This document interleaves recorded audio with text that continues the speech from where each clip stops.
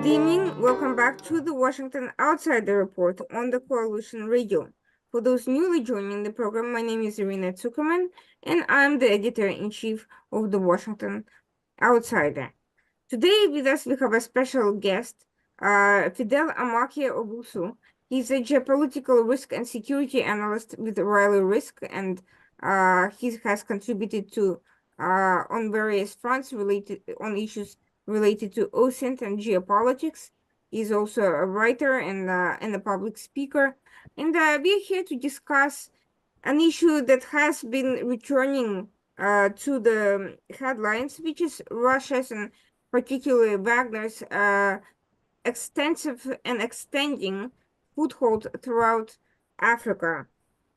For a while after the reported death of Prigozhin, the head of Wagner, there was a controversy about the role of Wagner in Africa, whether those operations would be curtailed. It appeared that the Russian security apparatus came to exert a more formal control over the operations of the former mercenary outfit. But now we are seeing that the future appears to be no longer as controversial. It appears to be more clear because the operations are actually gaining steam as Russia is also expanding its political footprint in various African countries. And Fidel, thank you so much for joining us today. Before we get into this very interesting discussion, could you tell us a little bit more about yourself, the focus of your work, and how you came to be interested in watching this particular topic? Thank you very much, Madam, and thank you for the opportunity. Firstly, I would say that my background has been political science with history and then international affairs and security. I have been in this field for the past close to a decade. And in the process, I've worked with the government of Ghana as a research assistant, a special assistant. I have hosted a program on TV as a main host for international relations and security program concerning Africa. And I have also written peer-reviewed papers on security and published with very revered outlets and granted interviews to international media and local media and the continental media relation to security, West Africa and all other 6 geopolitical zones across the continent and beyond. And I've also analyzed issues outside the continent that borders on the continent, because sometimes some decisions are taken, let's say, in Washington, in 10 Downing Street in London, and in Moscow, and these decisions have effects on Africa, and I'm very much interested in that. In recent years, I've worked with Riley Risk as a geopolitical and security advisor. I'm also the founder of DevSec Analytics Africa. This is an organization that is focused on security analysis and risk analysis. And in the process, we are training young ones to actually appreciate how complex our continent is and how we can demystify it within and for outsiders who are interested in the continent. And so basically, that's what I do. Yeah. Well, thank you so much for this fascinating background. Let's turn to the subject of our conversation. Let's look at Russia's and Wagner's role in African countries. There's been a lot of discussion of how Russia is taking political advantage of the vacuum of power from the French absence, how the US political strategy has been uneven and not particularly successful. Nevertheless, Russia, for all the loud rhetoric, is not particularly, first of all, not particularly strong economically, and second of all, it does not have a reputation of being particularly altruistic. So why is it that its operations are gaining so much ground so quickly? Thank you very much for the question. This is an issue that is very pervasive across the continent, all the geopolitical zones, and many people are divided over the issue. In fact, in Africa currently, you find a number of people who profess to be pro-Russians and others anti-Russians and pro-West and things, all those divisions. But to start with, this is not the first time this is happening as far as Moscow is concerned. In fact, as I've always said, there's a difference between the Soviet Union and Russia. Just that, apart from the inheriting of the nuclear weapons and the fact that the Kremlin is still the center of power, there is some difference. And however, we still have Moscow engaging in Africa. The last time we saw Moscow in Africa was during the Cold War, when it was Soviet Union against the West.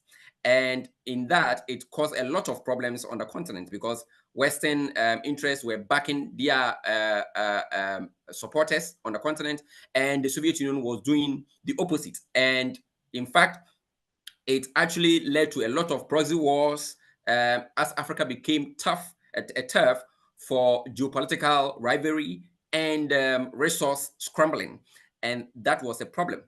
So what we currently call the new Cold War, Russia is engaging in influence peddling and serious propaganda. And this propaganda, I don't know, but it has been allowed to sink so well that it has taken roots, and it has psychologically affected so many people, including leaders. Sometimes you listen to leaders talking and you will know clearly that, look, there are a lot of false narratives and disinformation that they've also become victims. Some other leaders really know the truth, but will accept the Russian narrative in order to get the support base that they need, because then it is pervasive.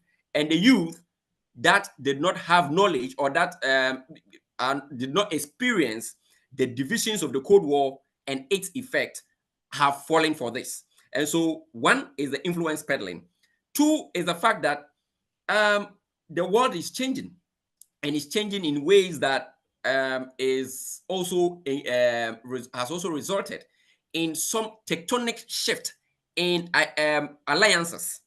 One of them being France. As you mentioned earlier, France has been on the continent for decades after independence of its colonies and has pretended that it granted some independence, but in actual fact, France exerted so much influence that came to look like um, a master that is using some kind of control system that is veiled and some kind of gray eminence behind leaders across its former colonies, and these leaders exploiting the people. So France has not been so popular on the continent, and Russia has seen this as this has been a wind in the sails of Russia, because it has used that narrative very well, and that has extended to some very honest global powers that are engaged in the continent.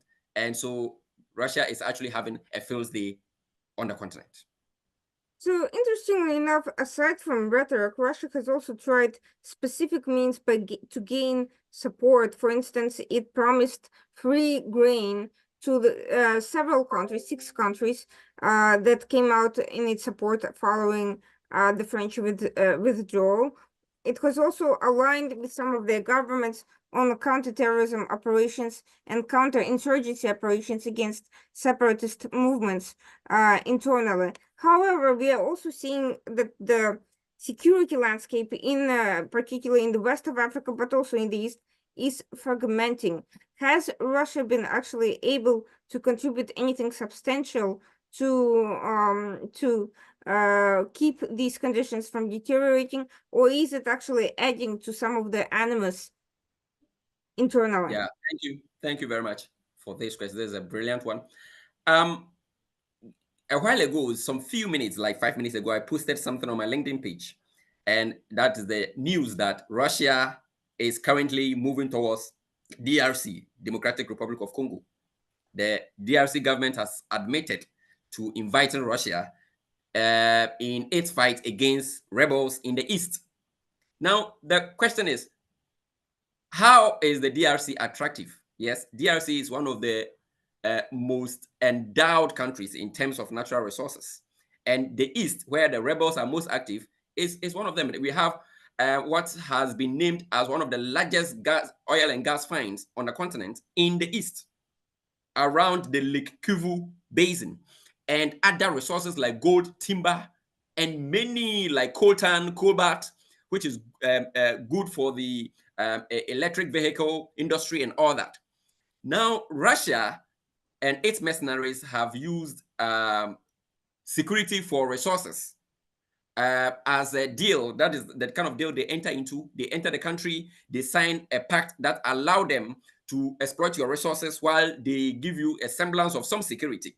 But as I have always mentioned, Russian and its mercenaries have often promised security but offered regime protection. So that is one thing that we have to take note of. That in Mali, as you mentioned, in West Africa, Mali, Niger, and other places, it is regime protection. They are there to protect regimes and not the people. Ever since Russia got to West Africa, the issue of terrorism, which they claim to be fighting, has gotten worse.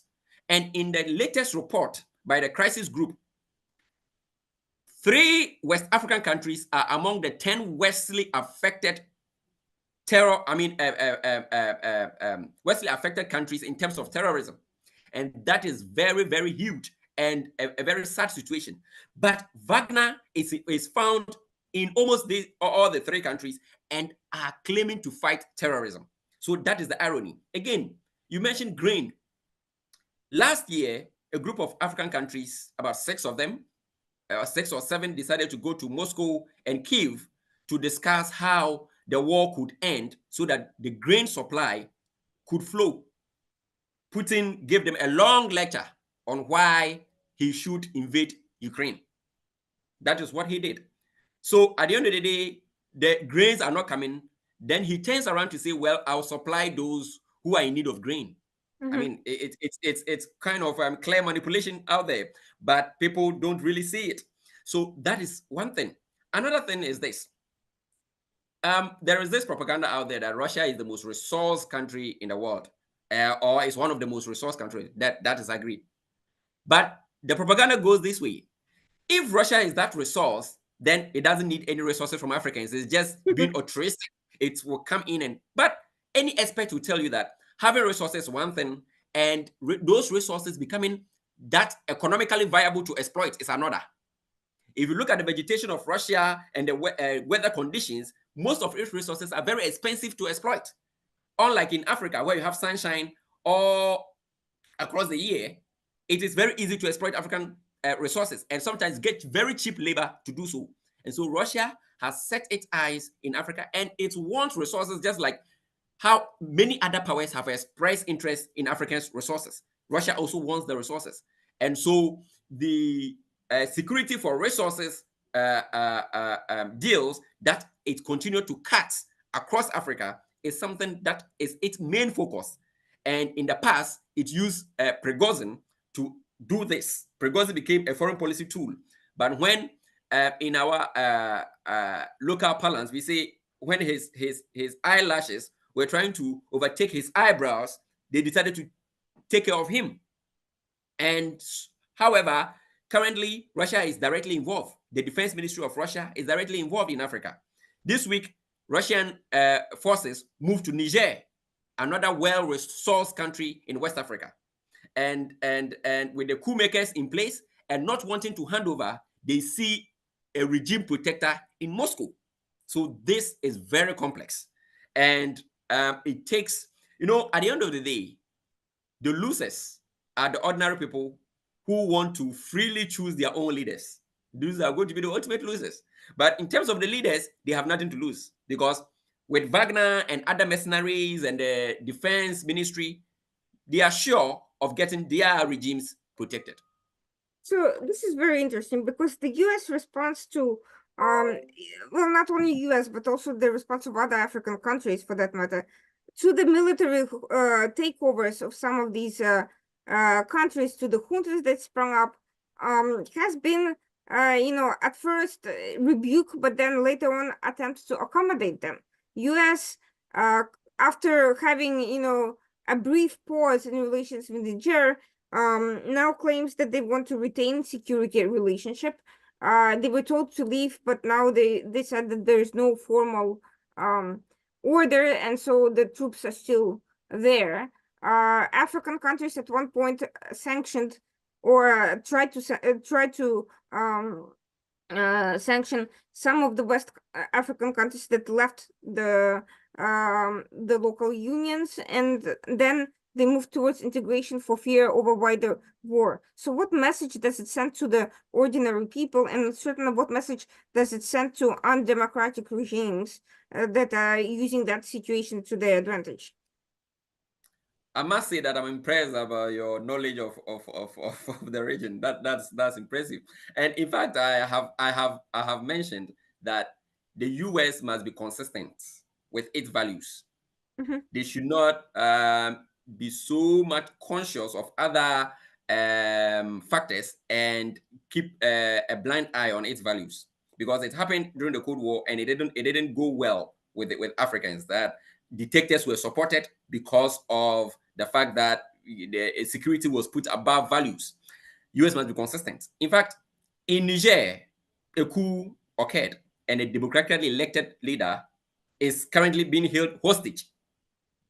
Now, despite the fact that US has some security interest in Niger because it has kept a drone base there that it has used to target Al Qaeda and ISIS affiliates that are becoming increasingly dangerous, and that is commendable because then these guys are becoming a cancer in the region, and the US helping to fight them is something that Africans, something that is very helpful to Africans.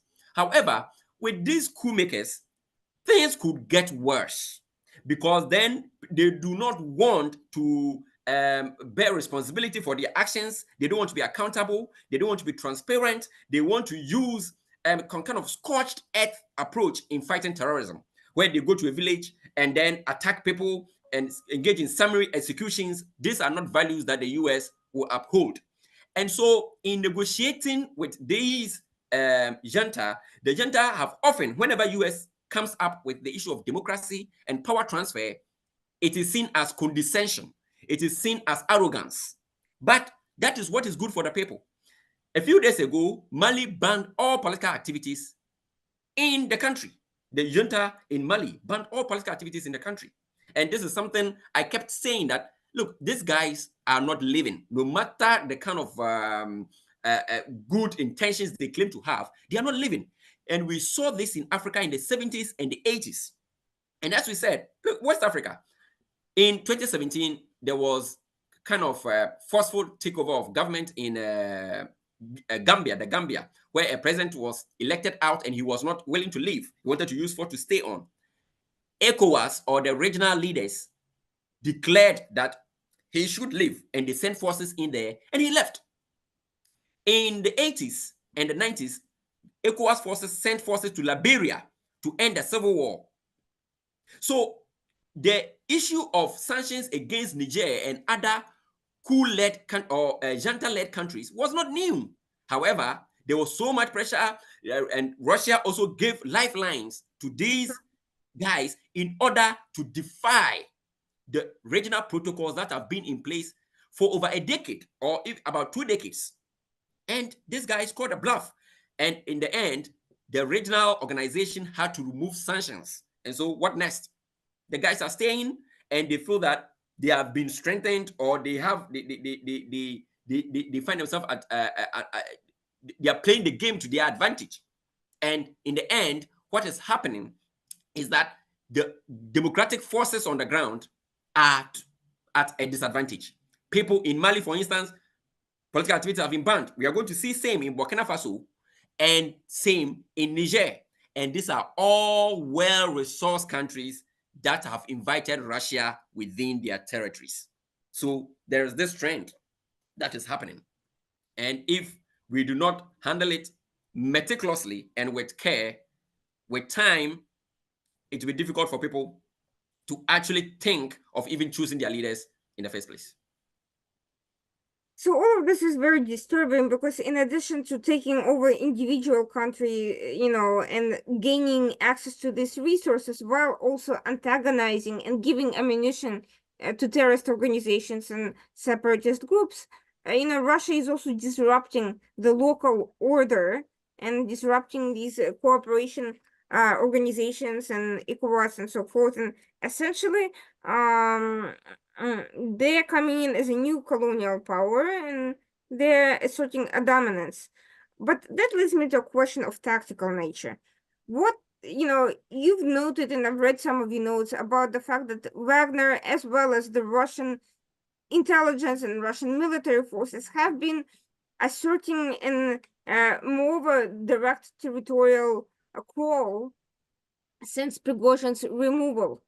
Since he disappeared, died in a plane crash, whatever happened to him, he's no longer there. What has been the change in the operational structure between Wagner before and now after his role is over? Yeah, so the strategy in terms of tactical strategy has not changed much. Mm-hmm. I mean, the tactical aspect of it has not changed. The strategy, however, is going to be that now the Kremlin is going to determine what happens to Africans. And Putin is going to have direct say as to who to deal with and who not to deal with and how to go about it. But in terms of the tactics on the ground, is the same. It's the same. The UN report that came in 2023 and 2022 concerning Wagner's use of indiscriminate attacks and summary killings is the same report that we are seeing by other institutions outside the UN. And so the tactics is the same, because then these are people who, had the same goal of pushing Russian agenda. And so that has not changed. It was more of a personality issue with Prigozhin. And after his exit, we found interest in his son, Yevgeny Prigozhin, also trying to take over. And the Kremlin wanted to use him as more of a facade in order to whip the other, the full soldiers in line, because then if Prigozhin has left and his son is there, the charisma is going to be seen as transferable to his son. And that is something that we have noticed. Again, some resources have been left to the Prigozhin family in order to create some semblance of, some kind of blessing to his son from the Kremlin. And so this is some of the manipulations going behind the scenes to keep the full soldiers of Wagner in check. However, the main decisions in the medium to long term is going to be with the Kremlin. And I think Putin is going to play a direct role, because with the Ukraine war and the fast depletion of resources, what is going to happen is that Russia will need a backup. And the prices of metal and other precious metals and other resources skyrocketing or going up. He says that in Africa, that, well, if we have the Africa resources at our disposal, then we could have some backup in the kind of adventure that we are embarking on in Europe. And so he is going to see Africa as a very serious backup for his long-term goals. Already, he has won an election, and so he is going to stay on for the foreseeable future. And it means that he is going to plan in the long term. Or we have also heard that China is actually also backing Russia in replenishing its arsenal. That is a complex thing. China itself is in Africa. And in areas like the Central African Republic, we will even find some kind of soft rivalry between China and Russia. And so the situation is very complex. And answering directly, I would say that tactics, not much has changed. But in terms of the goals, that is going to be with the Kremlin. And we see that the propaganda is going to continue. The fact that Russia is the new savior is going to continue. And in fact, whenever I post something to inform my over 27,000 followers, I see people come under my post and make certain comments that are clear propaganda. And it shows, and most of these are my fellow Africans, and it shows that Russia has been quite successful with its influence peddling and its propaganda on the continent. I'm going to ask a question that may seem a little bit strange. There's been so much talk about human rights at various international fora and humanitarian crises, and some crises, let's just face it, have attracted a lot more attention than others. Anything happens in the Middle East, you have headlines full of it. Ukraine understandably is a huge security threat to Europe, but in terms of sheer numbers, comparatively speaking, it's a mid-level crisis. But you have these summary massacres by Wagner troops in various African countries, and you don't hear about anything, including from African countries, about human rights violations. You don't see these issues being raised in the General Assembly. I understand that Russia is one of the permanent members, so Security Council, may not, manage to pass a resolution, but it's not even no resolution is even being raised.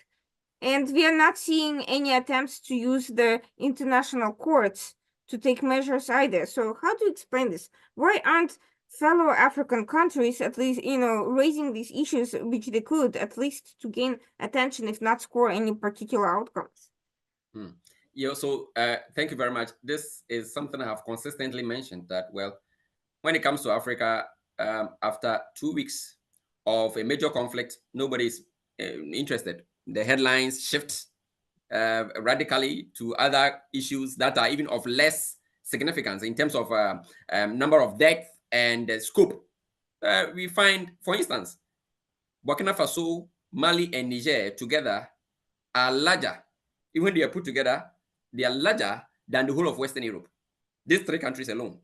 If you put Poland, France, Spain, and all those countries together, these three countries are larger than them in terms of land area. However, whatever is happening there is seen as is put to the back burner because, Africa is still a developing continent and our issues are not prioritized. And so that is a very serious thing. And when issues do not come to the limelight, often abuses, death, and the conflict is protracted. If you look at the issue in the Eastern DRC, mostly it's a neglected conflict. Let's see Sudan. When Sudan started last year, we were the people who were, putting it out there, and currently we are still writing on it because we see that it has been neglected. In the international headlines, we don't see what is happening in Sudan. At a time when the RSF, the SAF, that is the Sudanese Armed Forces, were using a lot of air power, I warned in my own small way that particular trend is going to cause a lot of problems because with the use of air power, you are going to have a lot of collateral damage in the conflict. And over time, the rebels will gain an upper hand. And that is what is happening. But at the time when we mentioned it, some people said, well, the SAF, I saw people coming to comment, the SAF was very strong. It is formidable. It has weapons. And currently, it has turned out to be that the RSF is having an upper hand. And currently, the RSF leader is being received in many African capitals because of the successes he's gaining on the ground, which is quite unfortunate. And the country is at the brink of a major division that could last for a long time.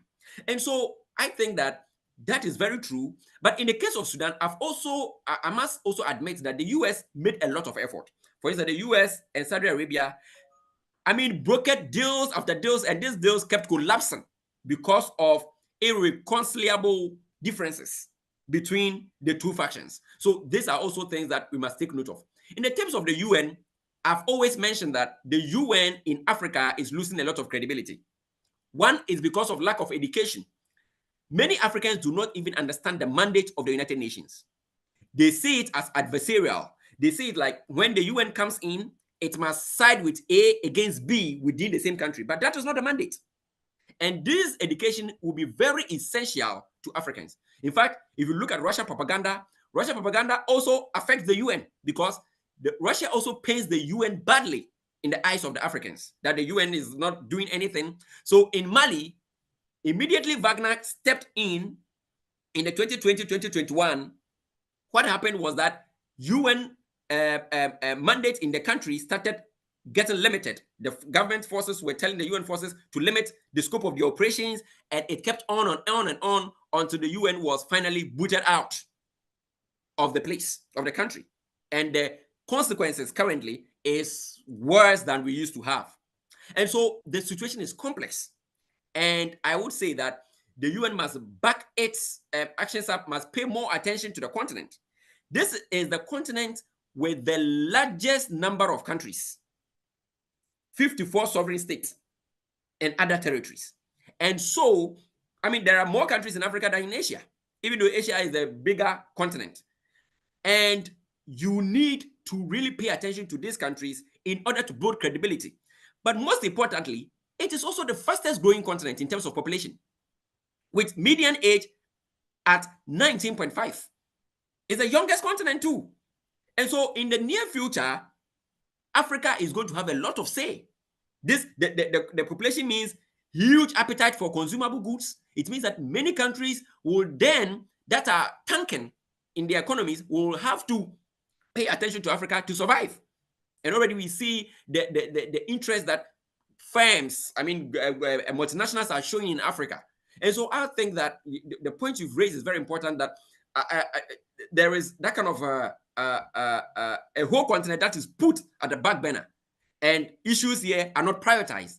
And going forward, international actors who may hear your very honorable platform, hear from your very honorable platform, should pay attention to this and act accordingly.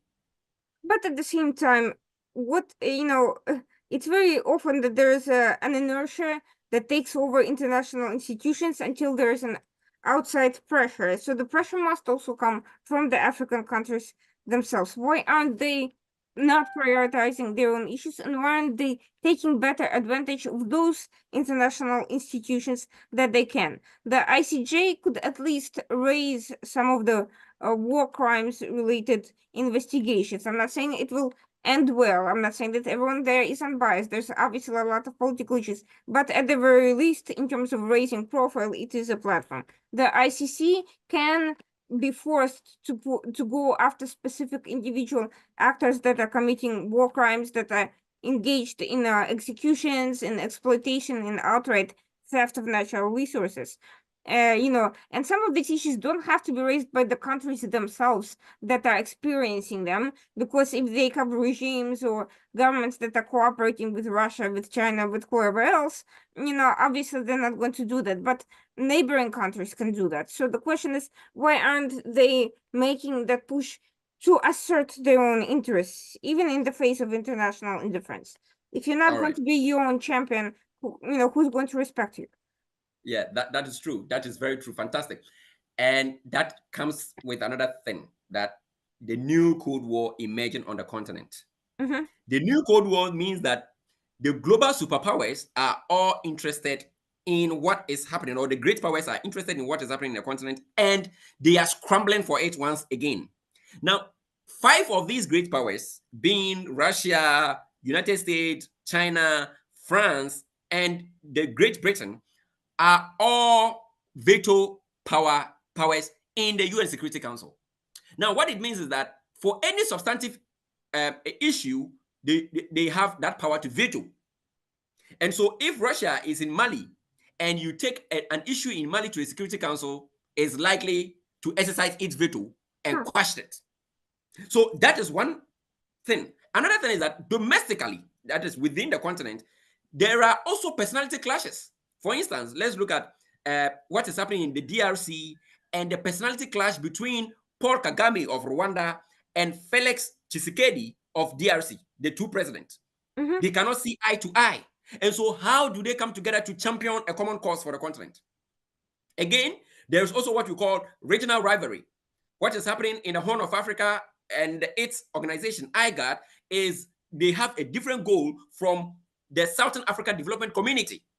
So whenever anything is happening, there's always that kind of rivalry between countries, between individuals, and between regions. And that means that there is lack of unanimity on how things should proceed. And currently, for instance, in Sudan, we find that RSF leader, who is not a legitimate leader, being held or welcomed in many African capitals. Why is that happening? Other groups like Egypt also support the SAF. Why are we not having an independent forum where we can bring these guys to the table for negotiations that lead to some peace? Mm-hmm. So that kind of division from within is what limits the unanimity that we need, or homogeneity that we need, to champion our cause. And going forward, and that is why some of us are concerned about a youthful population that is misinformed. Because you can only champion this genuinely when you are receiving the right information. Otherwise, you may be championing what you don't need to champion.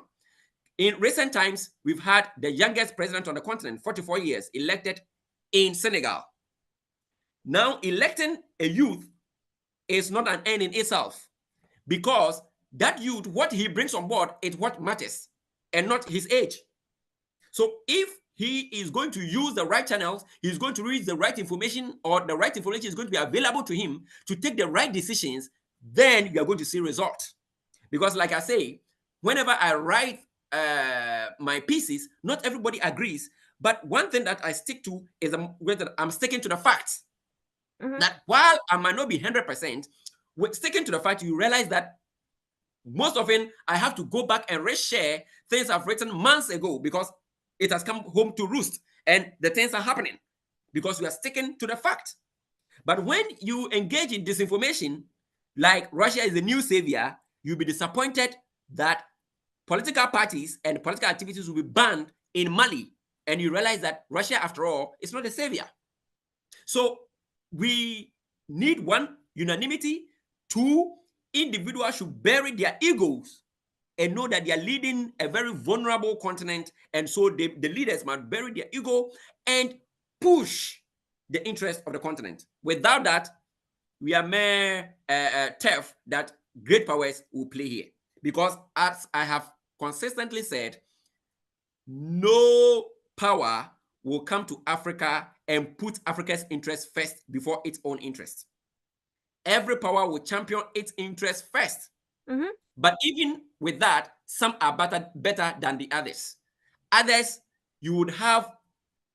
are from open societies where, when their governments are doing wrong, can come and condemn their own government.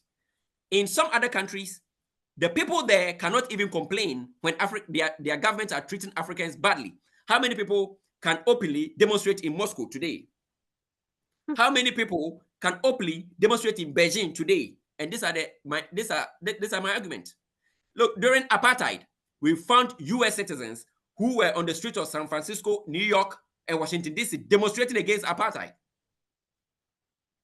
Can we, if Russia is doing something wrong in Africa, can we have the same thing happening in Moscow? That is something I cannot vouch for. So in dealing with, in my case, for me, my argument has been for democracy. And the reason why I love democracy for Africa is that there is no African country that is made up of one ethnicity or one group of people. We have diverse groups. And the only way every group will matter in state building is through democratic dispensation, where people can have their say, where people can express their views on how they want the state to move. And at the end of the day, even when your decision or your views are not implemented, you know that they has been taken note of, or you have the freedom to express them. And that is what Africa needs. But currently, some people will tell you, well, democracy may not be good for Africa. And when you ask them for the alternative, they are not able to mention it, which is to suggest that we don't have any other alternative but to open the system for people from diverse groups. Sometimes when you meet people from outside Africa, they say they think that Africa is a monolithic group, a group of people who share the same values. In my country, Ghana, we have hundreds of ethnicities. Nigeria has same. And this is a small space, but I mean, numerous people with different cultures and different orientation. How do you put these people together and call them a state? Is by implementing democratic principles so that every value is expressed and is respected. In my country, Ghana, since 1992, when we decided to go democratic, we've had people from different ethnicities being presidents of this republic. We've had people from minority groups, we've had people from majority groups becoming president of the country. But without democracy, you would find one particular group dominating. And in the long term, it doesn't benefit anyone. And so these are some of the things I express. Yes. So interestingly enough, looking at the priorities, if you look at the countries, with a more or less democratic structure in in Africa, you have seen a level of economic success. You have seen success among young people in startups. You've seen more women being integrated and so forth. Unfortunately, however, none of these very exciting developments are making too much of a bridge with the outside world. On the other hand, Russia and China are not necessarily interested in supporting these efforts. They're Yeah. interested in natural resources and their own things. But on the other hand, the Western countries have not managed this bridge. They come, they visit, they have summits, they say a lot of good things, and then nothing happens. I can just mention the COP27 in Egypt, where US pledged a huge sum of money, and apparently it never came through. That money just didn't come through. I don't know whether I would have put all that money towards climate change to begin with, as opposed to some more immediate economic matters. But regardless, once you make a commitment, don't write checks you can't cash. So, so now this puts U.S. credibility on the line. On the other hand, you have these existing real opportunities. They're not, you know, unless you are a big investor specifically researching very specific opportunities in Africa. Most other people won't even know what's out there. So what do you think can be done to kind of bring this information about economic opportunities, business opportunities, partnership opportunities, and investment opportunities to the world outside, that controlled by Russia and China, to India, to Europe, to the United States, Canada, Australia, Latin American countries even. Hmm. Yeah, so that is true. But in terms of investment, the US has upped its ante in recent in a couple of years. After the US African Summit, the US has increased its investment in Africa. It has engaged with countries that were before seen as pro East, like Angola. Angola is currently very close to the United States. We found Zambia, Ghana, Nigeria, Kenya, some very important countries with growing economies are very close to the West because most of these countries also want to go democratic. I mean, they want to open their systems and make it more liberal and attract investment.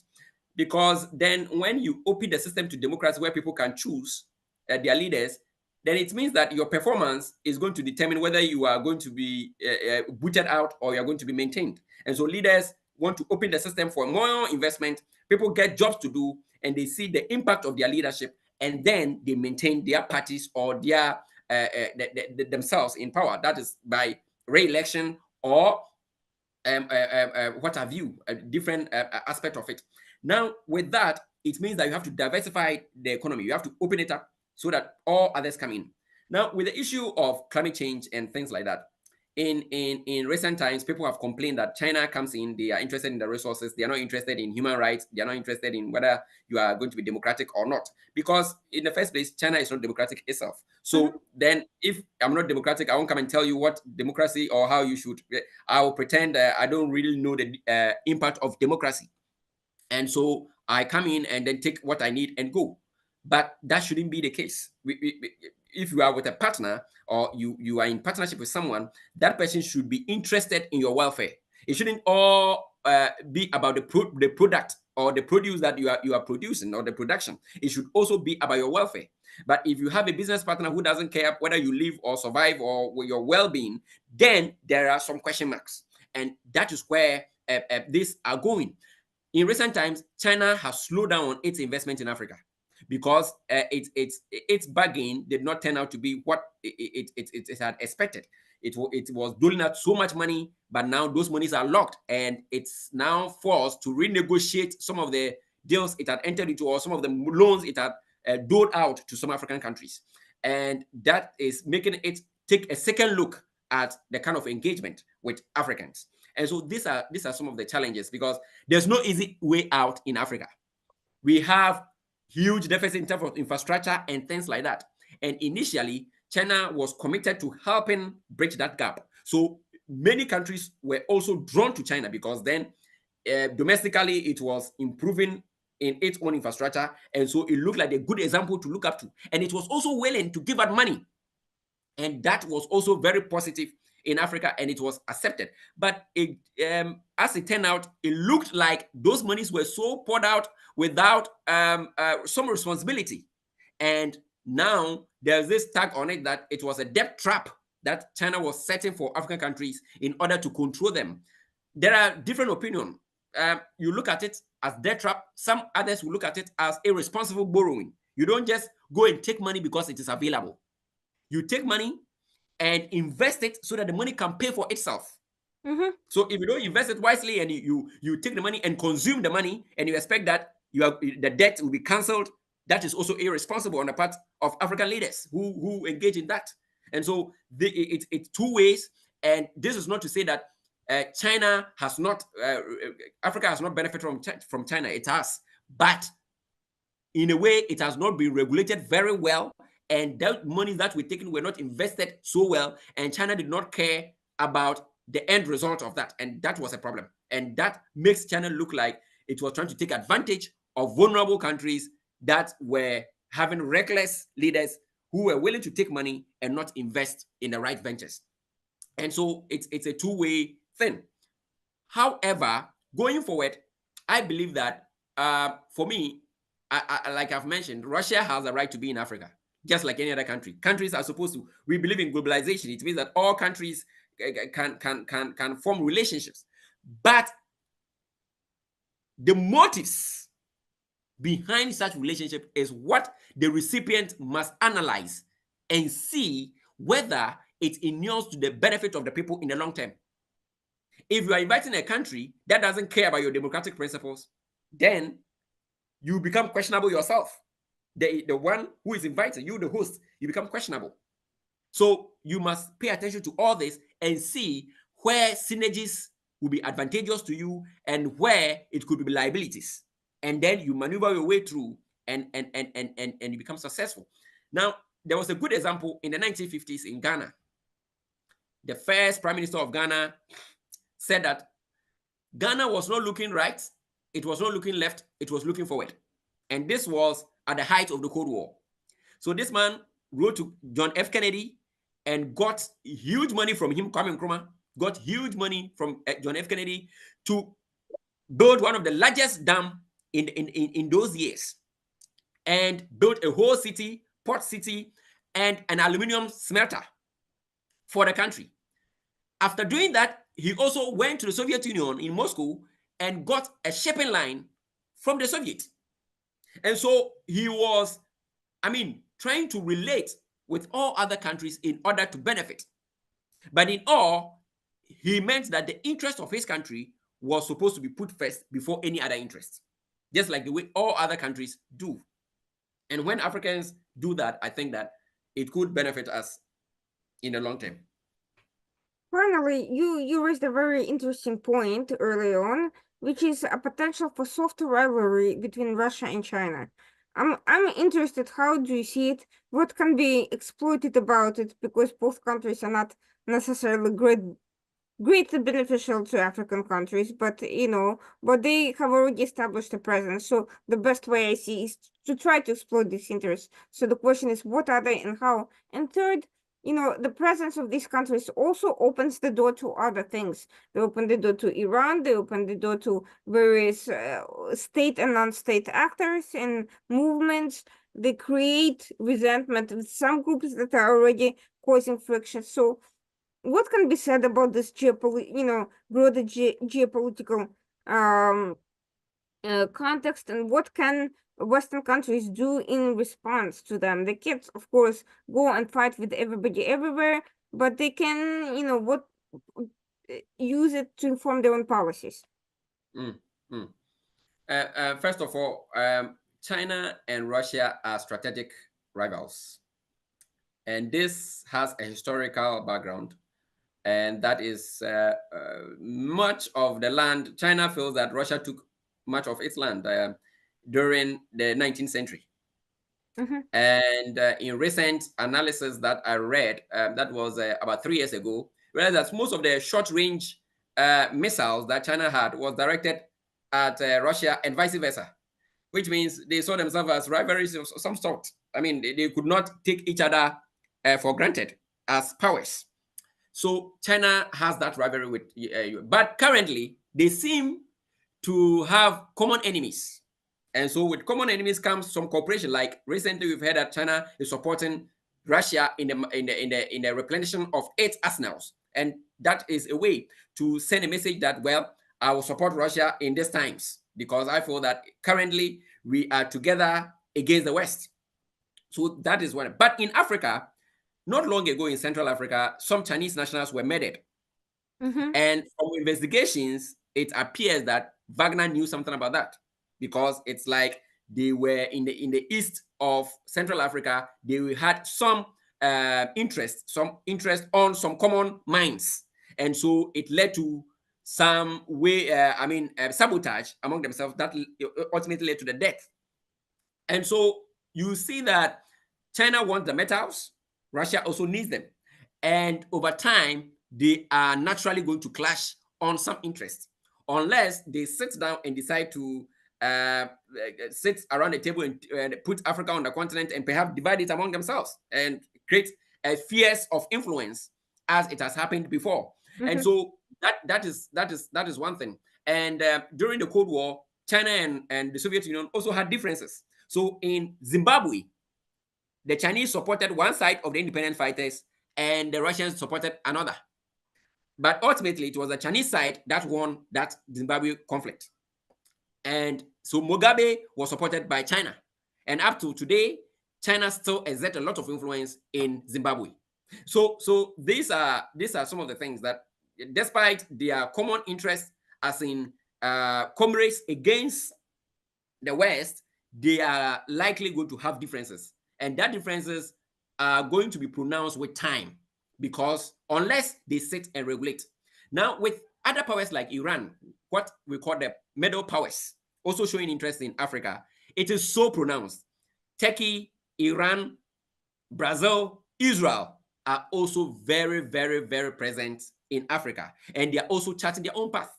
And they, in fact, in the Sahel, Turkey has moved in. He's selling some weapons in Burkina Faso and other places. Iran has also moved into the Sahel.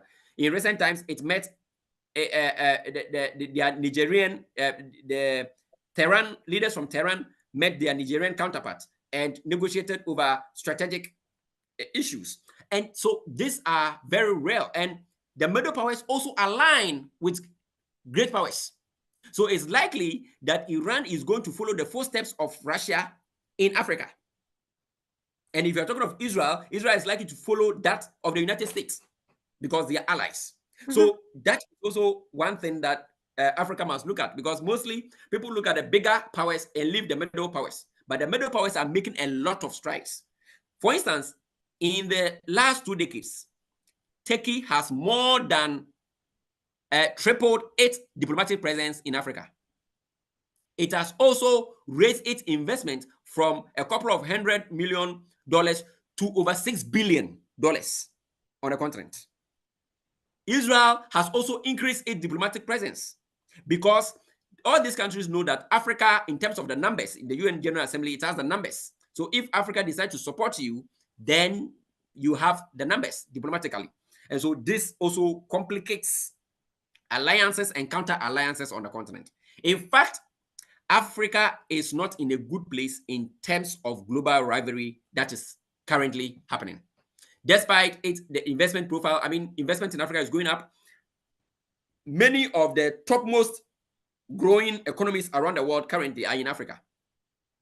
Growing 7%, some 10%, some even over 10% growth.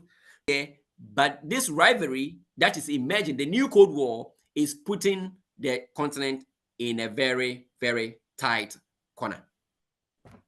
Well, that's certainly a lot to think about, and I think it's actually almost in the future we will need to have another discussion about these issues, because it certainly opens a lot of door. But I think it is worth considering these issues because the media unfortunately does not cover them well. They're missing important nuances. There is efforts at a global, very general level to make use of this information, but unless you understand the details, the big moves are not going to be successful. And I really appreciate your time in sharing these invaluable insights with our audiences, and I hope that hopefully we can learn from them and make more precise and better responses that are more informed and more thoughtful in the future. And for those watching us, this was the Washington Outsider Report on the Coalition Radio. We strive to bring to you issues that are generally, not well covered in the mainstream media. And of course, we will be back again next week, Tuesday night at 9 p.m. Thank you very much. Yeah, the pleasure is mine. The pleasure is mine. Thank you.